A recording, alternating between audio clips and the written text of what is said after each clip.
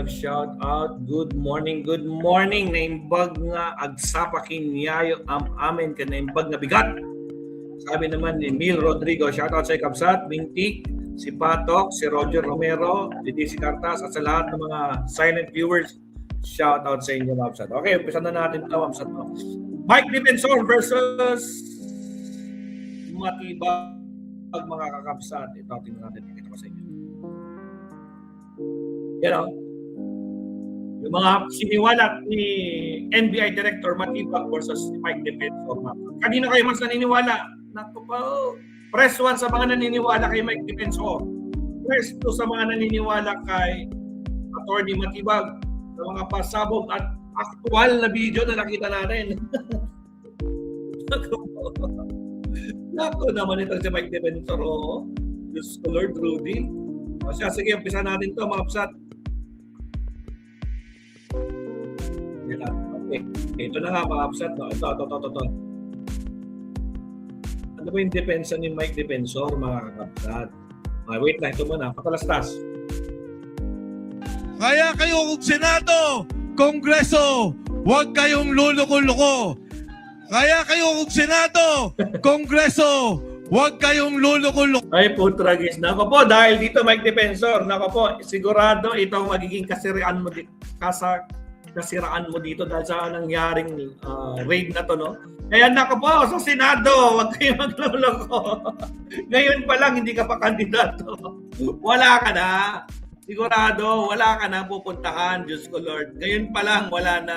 Bistado ka. Tapos, kawawa naman yung mga 1,000 na employees na mawawalan ng trabaho. Ito'y grabe. Naghinayang pa. Diyos ko Lord. Niligtas na nga ng NBI. Ilan yung niligtas nila mga babae dyan. Diyos ko Lord. Ay, nako, Mike Defensor. O siya, pag-usapan na natin ito. Nag-iiyakan yung mga garapata. Diyos ko Lord. O ito. Tingnan nyo mga basahin natin yung sinabi ni attorney. Or baka may video. Mas maganda pag may video eh. Check mo natin sa dito. Baka may video dito si attorney. Digong jurisdiction. Kasi then, comment lang. Mukhang wala yung video. Kung wala, okay lang. Pamilya ni Mike Defensor involved sa drugs. Pamilya ni Mike Defensor. Nadamay. Pamilya ni Mike Defensor. Nadamay sa drugs case.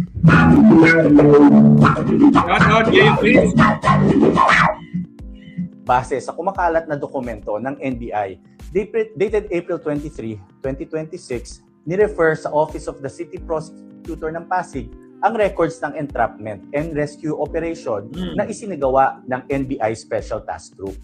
Sa dokumento, nire-recommend for prosecution ang Serene Development Corporation at ilang opisyal nito. Kabilang sa mga nakapangalan ay si Julie Rose T. Defensor, asawa ni Mike Defensor, na nakalagay bilang chairman and president. At si Miguel Gabriel T. Defensor, anak ni Mike Defensor, na nakalagay bilang treasurer. Ayon sa mga ulat, may 54 women allegedly rescued at may illegal drugs na nakuha sa operation. Grabe, no?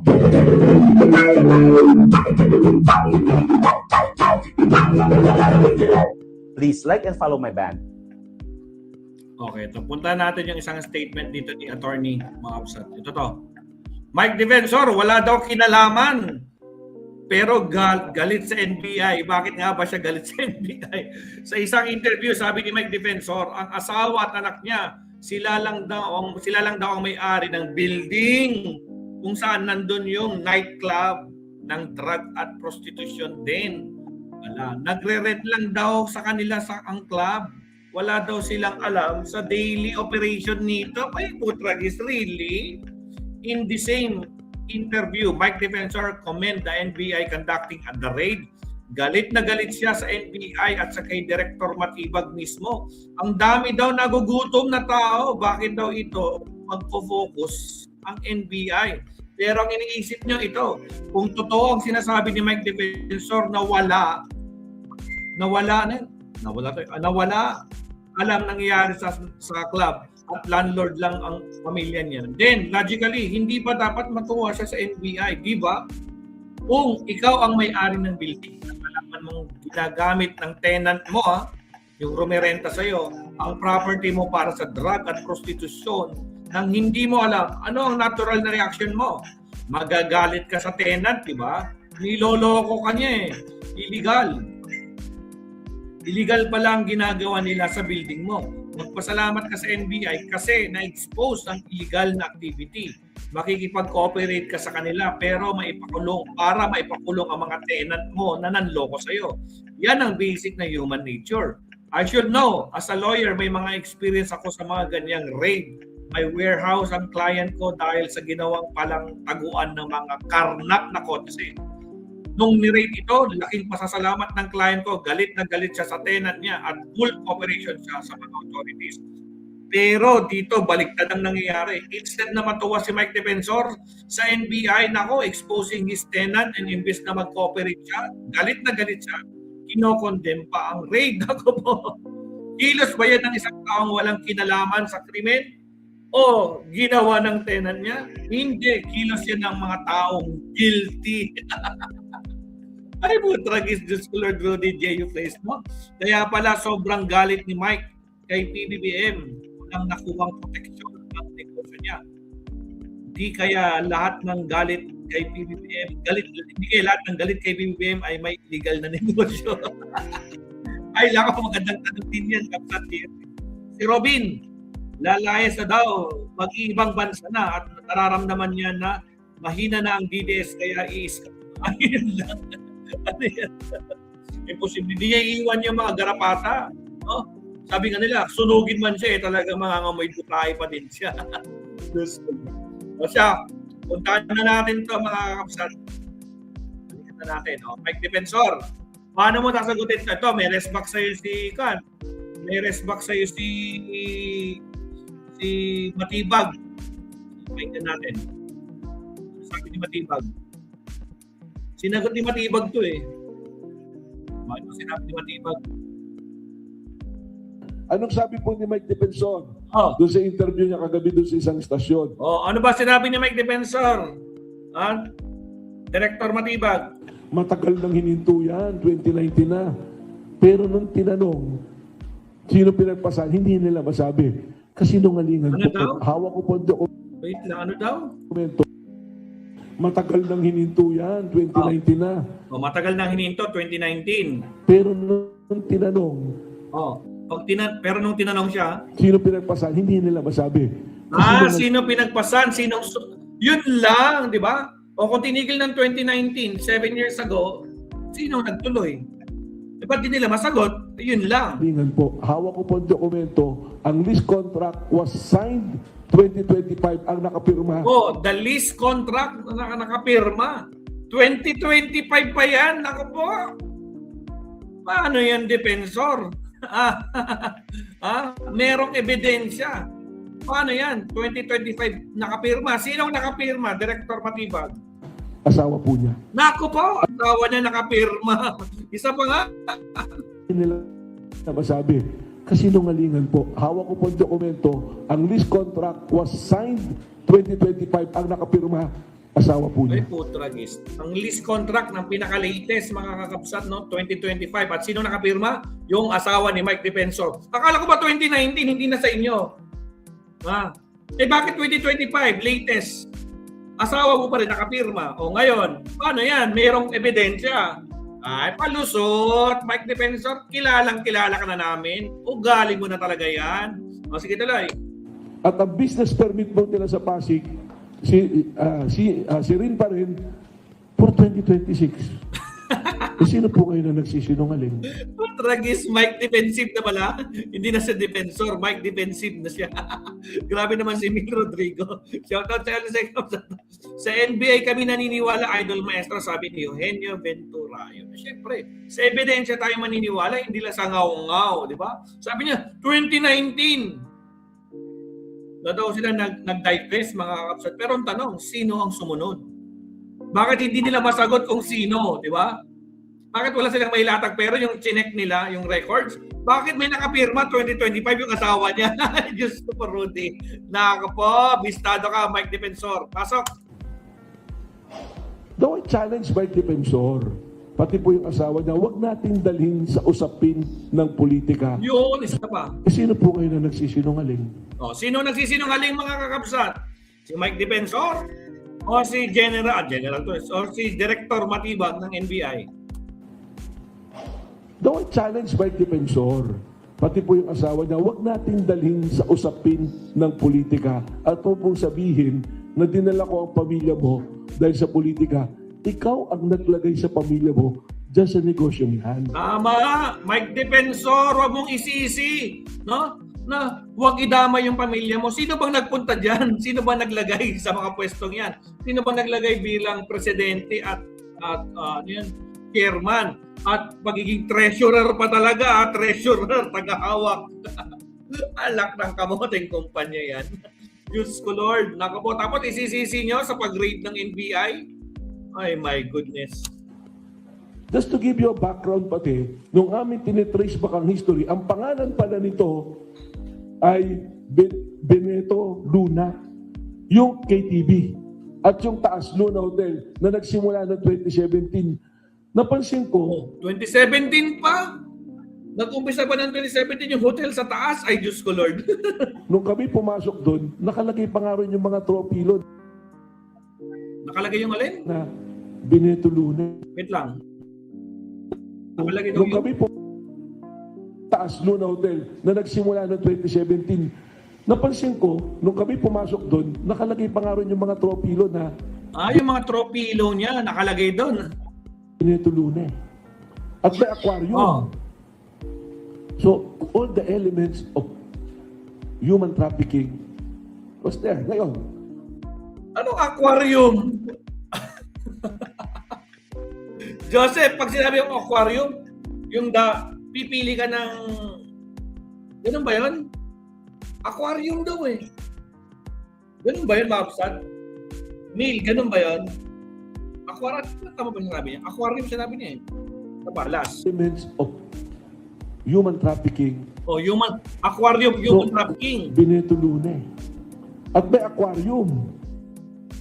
So, all the elements of human trafficking was there. Ngayon, Hindi ko sure baka siguro nasa loob sila ng aquarium na malaki. Tapos pipili na lang kung sino yung pupunta sa hotel sa taas. Ganun ba yun? Yes, ito po ba'y politika? oh. Sila po ang magsabi.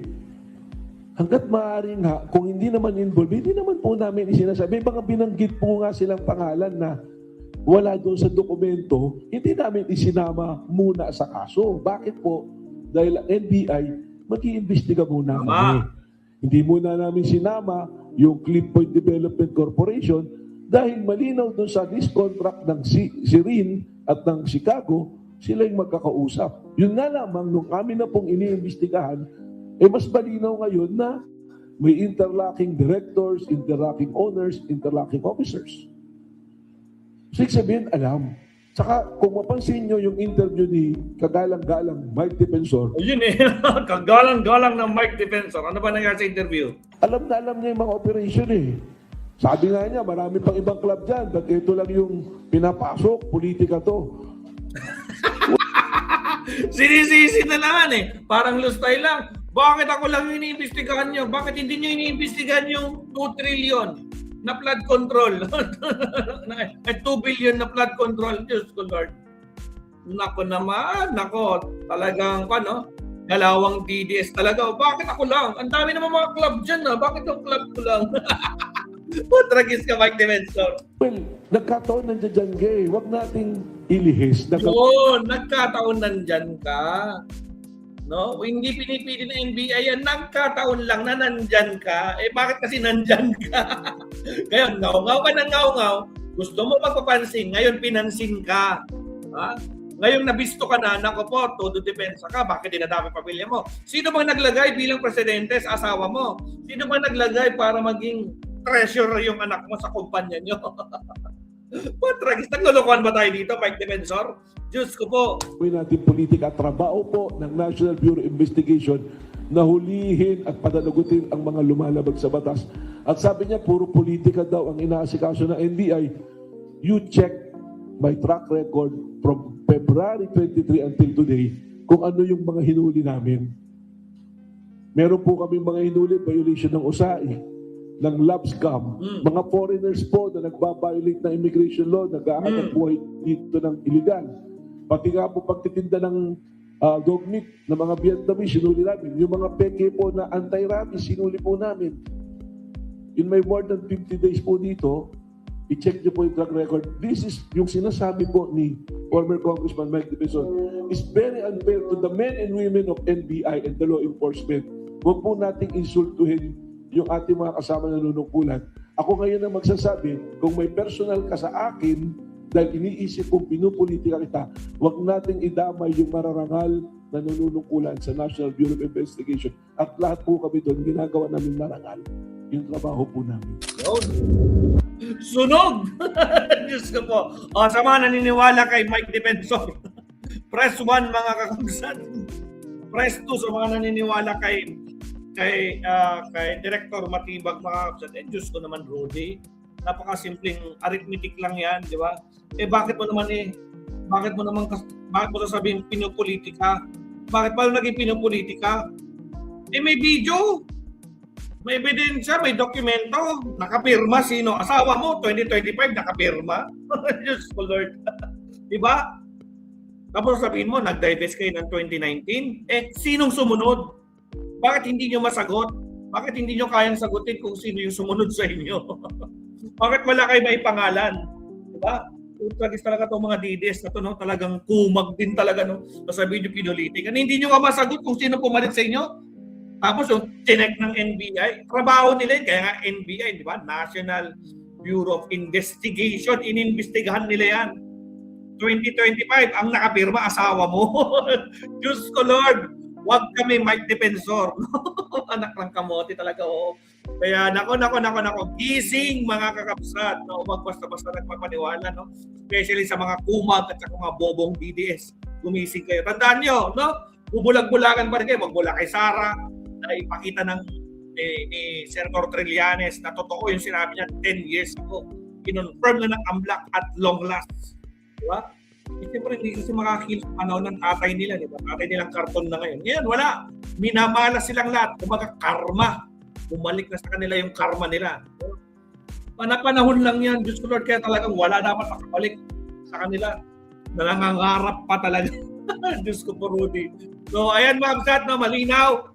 Kung kanino kayo mas naniniwala, press 1. Kung naniniwala kay Defensor, press 2. Kung naniniwala kayo kay Matibag na merong ebidensya, may video, merong document na nakuha ng totoong may-ari noon at saka hanggang ngayon ay ang pag-aari pa rin ng mga Defensor. Diyos ko Lord. So, ayan mga kapsat, napakasimple, no? Sumagot na po.